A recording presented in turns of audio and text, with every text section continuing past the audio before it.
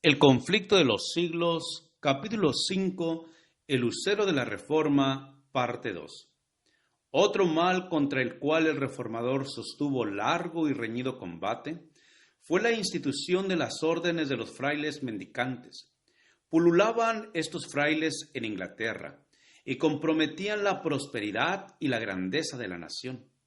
Las industrias, la educación y la moral eran afectadas directamente por la influencia agostadora de dichos frailes. La vida de ociosidad de aquellos pordioseros eran no sólo una sangría que agotaban los recursos del pueblo, sino que hacían que el trabajo fuera mirado con menosprecio. La juventud se desmoralizaba y cundía en ella la corrupción.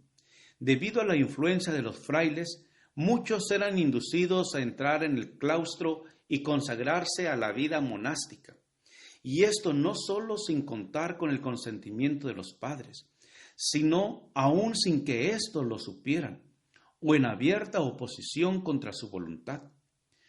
Con el fin de establecer la primacía de la vida conventual sobre las obligaciones y los lazos del amor a los padres, uno de los primeros padres de la Iglesia romana había hecho esta declaración: aunque tu padre se postrase en tierra ante tu puerta, llorando y lamentándose, y aunque tu madre te enseñara el seno en que te trajo y los pechos que te amamantaron, deberías hollarlos y seguir tu camino hacia Cristo sin vacilaciones. Con esta monstruosa inhumanidad, como la llamó Lutero más tarde, más propia de lobos o de tiranos que de cristianos y del hombre, se endurecían los sentimientos de los hijos para con los padres. Así los caudillos papales, como antaño los fariseos, anulaban el mandamiento de Dios mediante sus tradiciones y los hogares eran desolados, viéndose privados de los padres de la compañía de sus hijos e hijas. Aún los mismos estudiantes de las universidades eran engañados por las falsas representaciones de los monjes e inducidos a incorporarse en sus órdenes. Muchos se arrepentían luego de haber dado este paso, al echar de ver que marchitaban su propia vida y ocasionaban congojas a sus padres. Pero una vez cogidos en la trampa, les era imposible recuperar la libertad.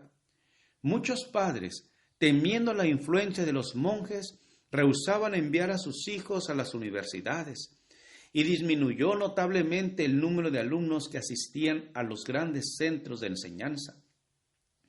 Así decayeron estos planteles y prevaleció la ignorancia. El Papa había dado a los monjes facultad de oír confesiones y de otorgar absolución, cosa que se convirtió en mal incalculable. En su afán por incrementar sus ganancias, los frailes estaban tan dispuestos a conceder la absolución al culpable, que toda clase de criminales se acercaban a ellos, y se notó en consecuencia un gran desarrollo de los vicios más perniciosos. Dejábase padecer a los enfermos y a los pobres, en tanto que los donativos que pudieran aliviar sus necesidades eran depositados a los pies de los monjes, quienes con amenazas exigían las limosnas del pueblo y denunciaban la impiedad de los que las retenían. No obstante su voto de pobreza, la riqueza de los frailes iba en constante aumento, y sus magníficos edificios y sus mesas suntuosas hacían resaltar más la creciente pobreza de la nación. Y mientras que ellos dedicaban su tiempo al fausto y los placeres, mandaban en su lugar a hombres ignorantes, que sólo podían relatar cuentos maravillosos, leyendas y chistes para divertir al pueblo y hacerle cada vez más víctima de los engaños de los monjes. A pesar de todo esto, los tales seguían ejerciendo dominio sobre las muchedumbres supersticiosas y haciéndoles creer que todos sus deberes religiosos se reducían a reconocer la supremacía del Papa, adorar a los santos y hacer donativos a los monjes, y que esto era suficiente para asegurarles un lugar en el cielo. Hombres instruidos y piadosos se habían esforzado en vano por realizar una reforma de estas órdenes monásticas. Pero Wycliffe, que tenía más perspicacia, asestó sus golpes a la raíz del mal, declarando que de por sí el sistema era malo y que debía ser suprimido. Se suscitaron discusiones e investigaciones. Mientras los monjes atravesaban el país vendiendo indulgencias del Papa, muchos había que dudaban de la posibilidad de que el perdón se pudiera comprar con dinero, y se preguntaban si no sería más razonable buscar el perdón de Dios antes que el del pontífice de Roma. No pocos se alarmaban al ver la rapacidad de los frailes, cuya condición parecía insaciable. Los monjes y sacerdotes de Roma, decían ellos, nos roen como el cáncer. Dios tiene que librarnos o el pueblo perecerá. Para disimular su avaricia, estos monjes mendicantes aseveraban seguir el ejemplo del Salvador y declaraban que Jesús y sus discípulos habían sido sostenidos por la caridad de la gente. Este aserto perjudicó su causa, porque indujo a muchos a investigar la verdad en la Biblia, que era lo que menos deseaba Roma, pues los intelectos humanos eran así dirigidos a la fuente de la verdad que ella trataba de ocultarles.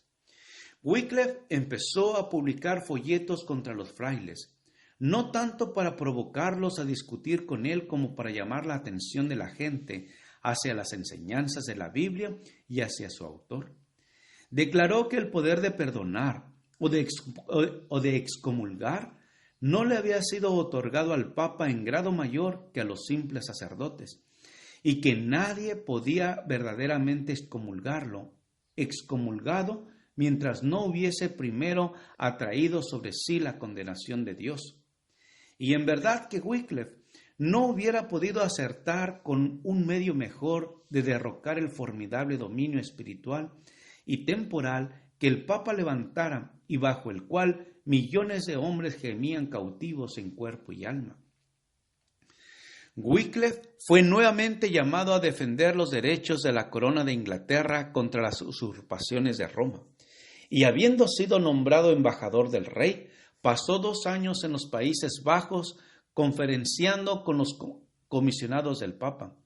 Allí estuvo en contacto con eclesiásticos de Francia, Italia y España, y tuvo oportunidad de ver lo que había entre bastidores y de conocer muchas cosas que en Inglaterra no hubiera descubierto. Se enteró de muchas cosas que le sirvieron de argumento en sus trabajos posteriores. En aquellos representantes de la corte del Papa, leyó el verdadero carácter y las aspiraciones de la jerarquía. Volvió a Inglaterra para reiterar sus anteriores enseñanzas con más valor y celo que nunca, declarando que la codicia, el orgullo y la impostura eran los dioses de Roma. Hablando del Papa y de sus recaudadores, decía en uno de sus folletos: ellos sacan de nuestra tierra el sustento de los pobres y miles de marcos al año del dinero del rey a cambio de sacramentos y artículos espirituales, lo cual es maldita herejía simoníaca, y hacen que toda la cristiandad mantenga y afirme esta herejía.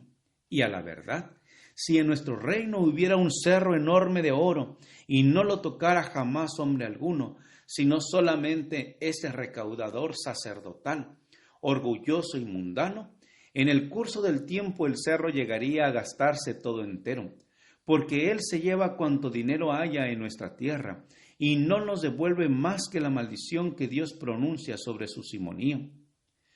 Poco después de su regreso a Inglaterra, Wycliffe recibió del rey el nombramiento de rector de Luttenworth.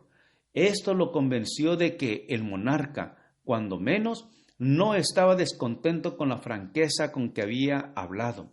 Su influencia se dejó sentir en las resoluciones de la corte, tanto como en las opiniones religiosas de la nación.